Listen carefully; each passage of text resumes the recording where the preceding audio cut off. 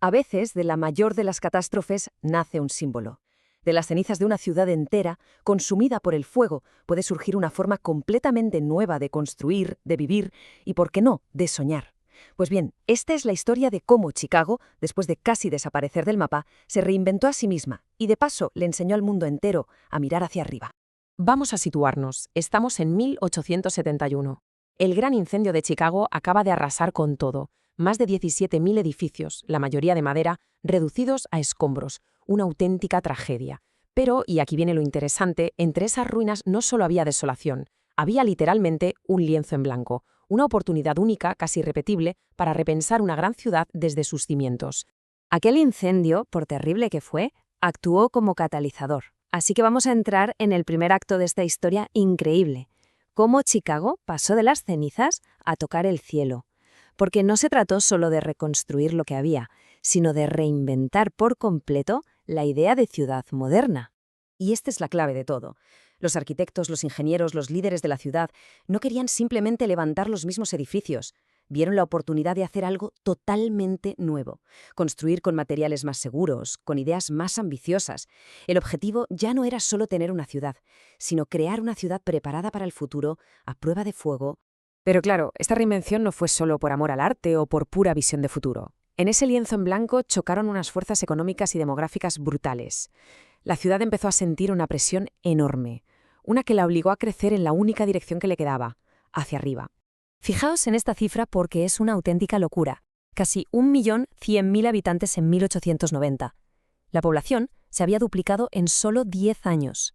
Chicago era un imán, un motor económico que no paraba de atraer gente y empresas. Pero claro, esto generó un problema gigantesco. ¿Dónde metemos a todo el mundo? La lógica es aplastante. Tienes un espacio muy limitado en el centro, el downtown, y una demanda que no para de crecer. Resultado, el precio del suelo se puso por las nubes. Era astronómico. Expandirse a lo ancho ya no era una opción rentable. La única manera de sacar partido a cada metro cuadrado era construir en vertical. No era una opción, era una necesidad económica. Vale, la necesidad estaba clara. Había que construir alto. La pregunta del millón era, ¿cómo? ¿Apilando ladrillos y piedras hasta el infinito? Eso era imposible. Los muros de la base tendrían que ser absurdamente gruesos. La respuesta, la solución que lo cambió todo, fue una innovación radical, el esqueleto de acero. A ver, para que entendamos la revolución que supuso esto, miremos esta comparación. A la izquierda, lo de siempre, el muro de carga. Todo el peso del edificio recae sobre los muros. El problema, cuanto más alto, más grueso el muro de abajo y menos espacio para ventanas. A la derecha, el cambio de paradigma. Un esqueleto interno de vigas de acero, como el de nuestro cuerpo, que sostiene todo. El muro exterior ya no carga, es solo una piel. El resultado de este cambio es radical. La fachada, esa piel que vemos desde fuera, por fin se independiza de la estructura. Ya no tiene que soportar el peso del edificio. ¿Y eso qué permite? Pues que sea ligera, que sea de cristal, que sea casi lo que el arquitecto quiera. Esto no solo transformó la estética de las ciudades, sino que llenó de luz natural el interior de los edificios. Y aquí tenemos al pionero, el que lo empezó todo. El Home Insurance Building de William LeBaron Jenney. Terminado en 1885, con sus 10 plantas fue el primer edificio en usar un armazón metálico para soportar su propio peso. Liberó a los muros de esa carga y, sin saberlo, acababa de dar el pistoletazo de salida a la era de los rascacielos. Pero el esqueleto de acero, por muy revolucionario que fuera, no podía conquistar el cielo él solo. Era el héroe de la película, sí, pero necesitaba unos cuantos aliados tecnológicos, unas invenciones clave que hicieran que vivir o trabajar a 50 metros de altura no solo fuera posible, sino también práctico y seguro. Pensemos un momento. Genial, podemos construir un edificio de 20 pisos. Pero, ¿quién es el valiente que sube 20 pisos por la escalera todos los días? El ascensor ya existía, pero la gente le tenía un pánico terrible. ¿Y si se rompía el cable? La verdadera revolución llegó con Elisha Otis y su freno de seguridad. De repente, subir en ascensor ya no era un acto de fe, era seguro.